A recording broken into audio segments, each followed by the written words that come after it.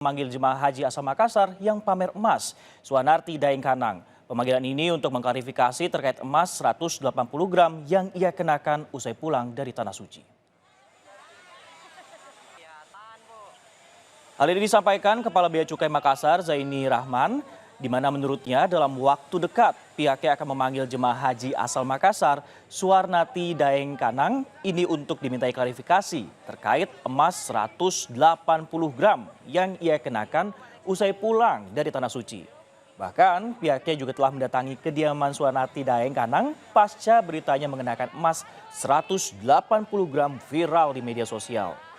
Klarifikasi ini untuk memastikan emas yang digunakan ini apakah ia bawa dari Makassar sebelum berangkat menunaikan ibadah haji atau dibeli di Tanah Suci.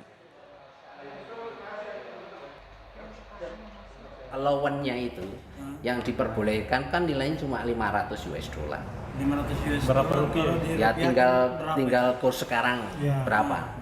Oh, yang bisa sampai yang bisa Yang dibebaskan, yang dibolehkan. Yang di atas itu sudah Di atas itu harusnya sudah dikenakan. Itulah makanya itu perlunya saya harus klarifikasi dengan untuk jamaah yang viral itu untuk saya khawatirnya itu juga imitasi, kan kita begitu melihat langsung belum tentu tahu apakah itu imitasi atau asli.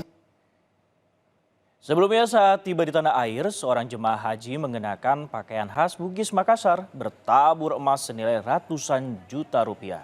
Selain wujud rasa syukur, tampilan mencolok ini diakui menjadi tradisi yang kerap dilakukan jemaah asal Sulawesi Selatan sepulangnya dari Tanah Suci.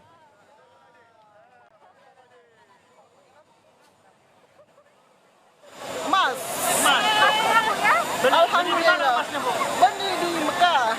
Berapa sama totalnya, Bu? Aduh, ratusan juta. Alhamdulillah ya Allah, senang banget dan bangga banget. 12 jam. Capek aku. Aduh, sangat melelahkan.